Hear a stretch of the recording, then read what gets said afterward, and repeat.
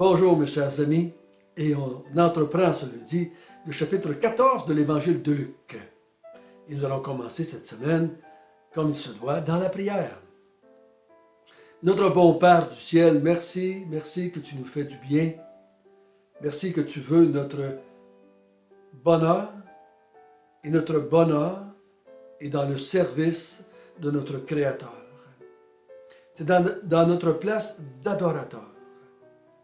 Et on te demande, Seigneur, que cette semaine puisse nous aider à mieux saisir ta personne et celle de ton Fils Jésus, afin qu'on puisse t'adorer en esprit et en vérité. Au nom de Jésus, Amen. Comme toujours, je commence par un petit peu de résumé, afin qu'on puisse apprendre ensemble à étudier de plus en plus dans le contexte. Nous sommes dans l'évangile de Luc. Et on a vu jusqu'à date que Luc divise son évangile en sections ou en blocs. Chapitre 1 jusqu'à la fin du chapitre 3, chapitre 4 jusqu'à la fin du chapitre 9 et chapitre 10 jusqu'à la fin du chapitre 21. Dans les premiers chapitres, il parle de sa naissance humaine pour démontrer qu'il est un humain à 100%. Chapitre 4 à 9, il démontre son ministère en Galilée et il démontre qu'il est un humain car il fait toutes choses pour la gloire de Dieu par l'Esprit Saint qu'il a reçu le jour de son baptême. Étant humain à 100%, il va prendre la place des humains en tant que victime de la colère de Dieu, afin de racheter un peuple d'adorateurs pour Dieu son Père.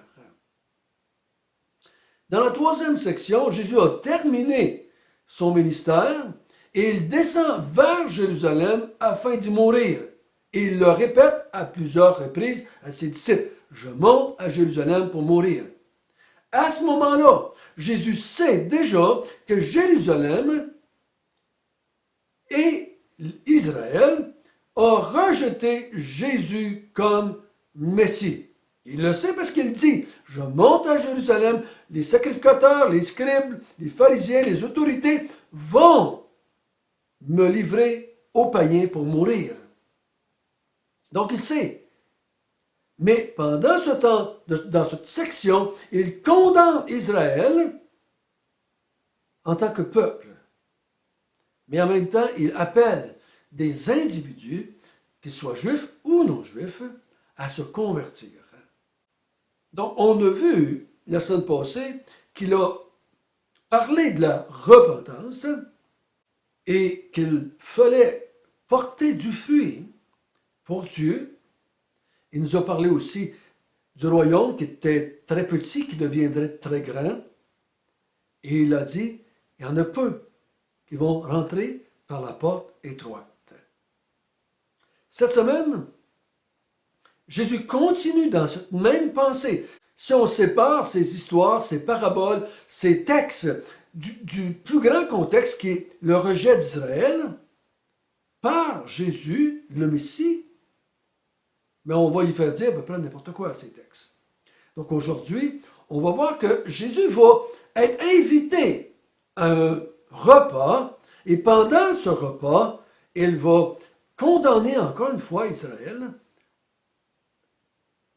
Et il va dire pourquoi il les condamne. Pour ce faire, nous allons lire ensemble chapitre 14, verset 1.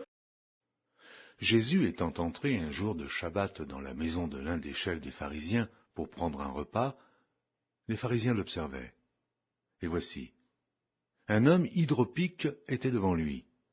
Jésus prit la parole et dit au docteur de la loi et aux pharisiens, « Est-il permis ou non de faire une guérison le jour du Shabbat ?»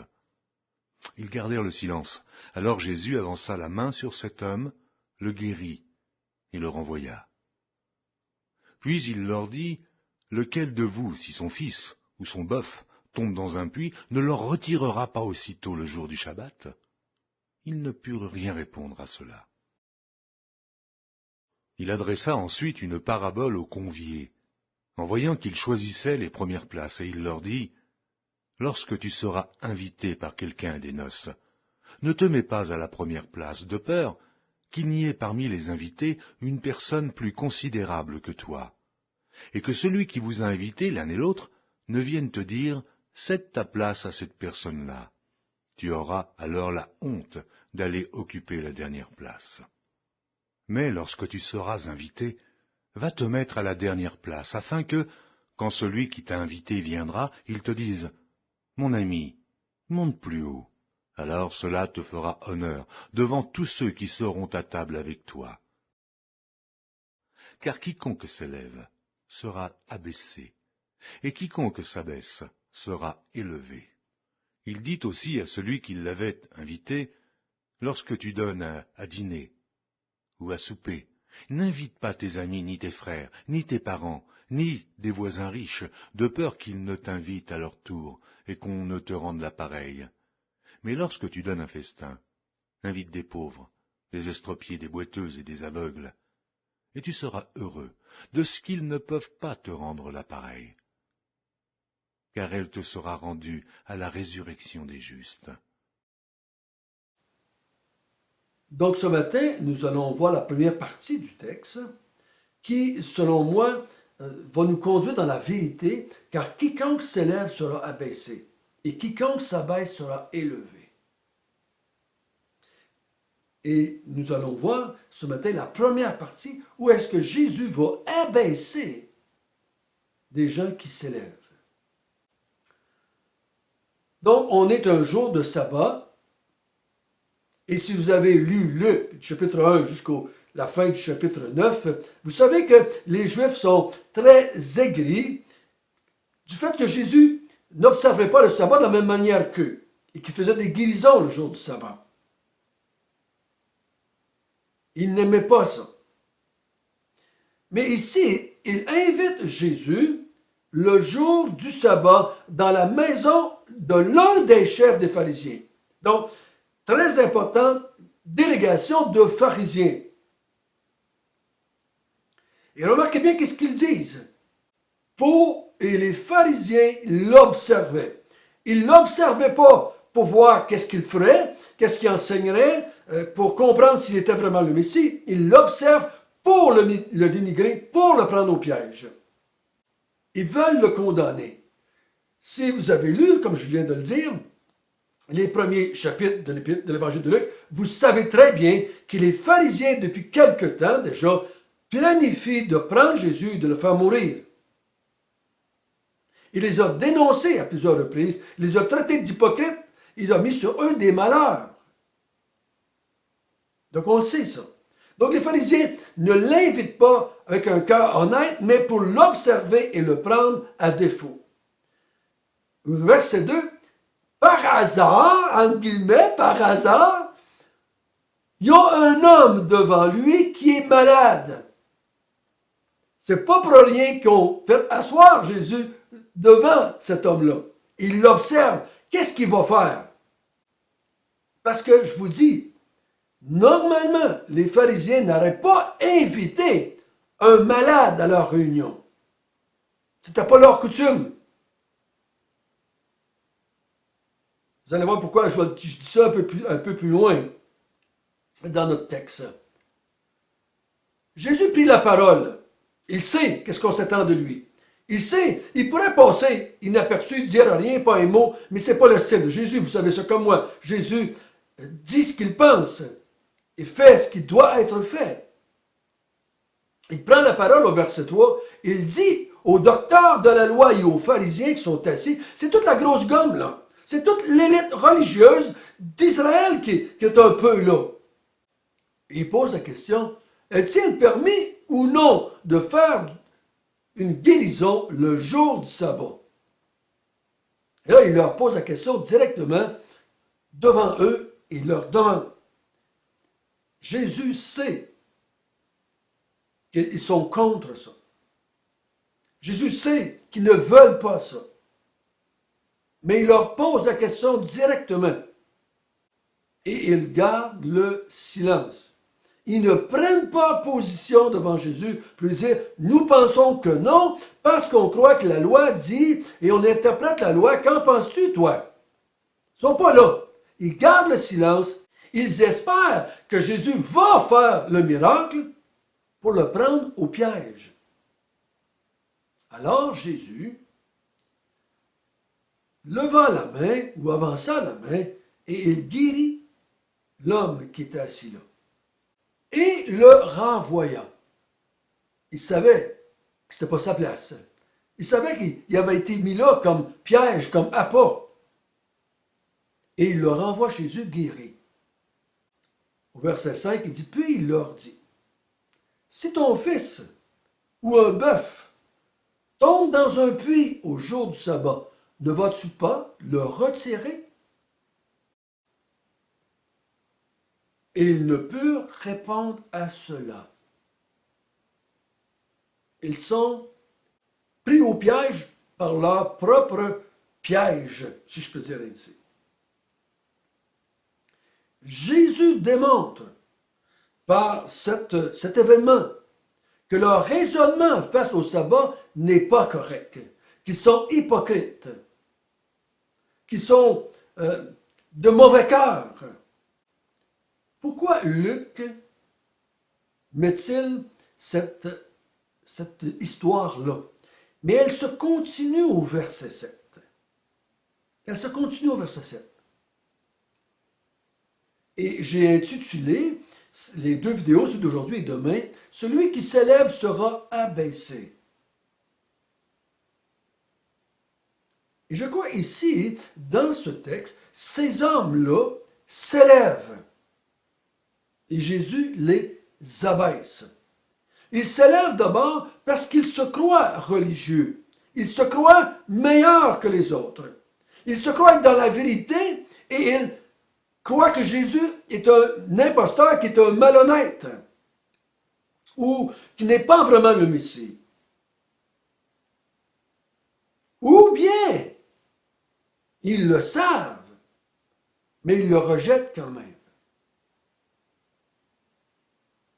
Ils savent que Jésus est quelqu'un de spécial. Ils ne peuvent pas le nier avec la vie qu'il a faite pendant ces 3 ans de guérison, de miracles, de résurrection qu'il a faite avec les gens. Cet enseignement qu'il a donné, ils savent, mais refusent. Ils s'élèvent les uns les autres. Donc, ils se réunissent là, toute la grosse gomme à Jérusalem. Ils amènent Jésus et ils tentent de le prendre au piège. Ils s'élèvent au-dessus de Jésus. Ils veulent écraser le Messie envoyé. Ils s'élèvent par le fait qu'ils pensent être capables de prendre Jésus au piège. Mais au lieu que la situation les élève, la situation les condamne, les abaisse. Ils ne savent pas quoi répondre. Jésus les humilie devant tous ceux qui sont là. Il les humilie. Il démontre que leur bon sens, leur logique, leur foi, leur religion n'est pas quelque chose de correct et de bon. Il faut bien comprendre ici. Nous sommes devant les leaders de Jérusalem. Les pharisiens, les scribes, les docteurs de la loi, ils sont là. Et Jésus démontre que ce qu'ils ont compris de la loi, ce qu'ils ont compris du sabbat, ce qu'ils ont compris du Messie est faux. Et ils ont fait une mauvaise interprétation de l'Ancien Testament. Ils l'ont fait à leur propre intérêt, pour leur propre gloire. Et c'est important qu'on comprenne cela. Vous savez une chose? Ceux qui s'élèvent seront abaissés. Une des façons que l'être humain s'élève, c'est qu'il se croit bon. Il se croit correct. Il se croit il croit que Dieu devrait les accepter parce qu'ils sont des bonnes personnes. Ils fonctionnent correct. Je vois, l'homme s'élève tellement haut qu'il croit être capable de contrôler Dieu, d'utiliser Dieu, de se mettre au-dessus de Dieu. Les gens religieux voient Dieu comme un serviteur. Ils s'élèvent au-dessus de Dieu. On le voit dans leur façon d'agir. Ils demandent à Dieu de toutes sortes de manières, dépendamment de la religion dans laquelle ils sont, d'intervenir pour eux, de faire des choses pour eux. Ils le voient comme un garde du corps. Protège-moi là parce que je suis sur la route. Protège-moi là parce que je m'en vais à telle place. Protège mes enfants là. Ils voient Dieu comme une espèce de garde du corps à leur service. Ils voient Dieu comme un espèce de médecin dans le système de santé. Je veux être guéri ici, je veux être guéri là, je veux être guéri ici, je veux pas être malade là. Guéris mon mari qui est malade, guéris mes enfants qui sont malades. Jésus n'est pas au service des êtres humains. Mais c'est les êtres humains qui sont au service de Dieu. Jésus dit, si tu t'élèves, tu seras abaissé. Peut-être vous dites, François, c'est pas marqué dans le texte ici. Mais on va le voir demain. Je crois que le texte va de 1 jusqu'à la fin de l'autre histoire. Donc, demain, vous allez peut-être, on va voir le restant de ce récit, de cette journée, de ce repas que Jésus prend chez les pharisiens. Mais il faut bien comprendre, si on s'élève, il nous abaisse. Comme Jésus a fait ici avec ces pharisiens-là.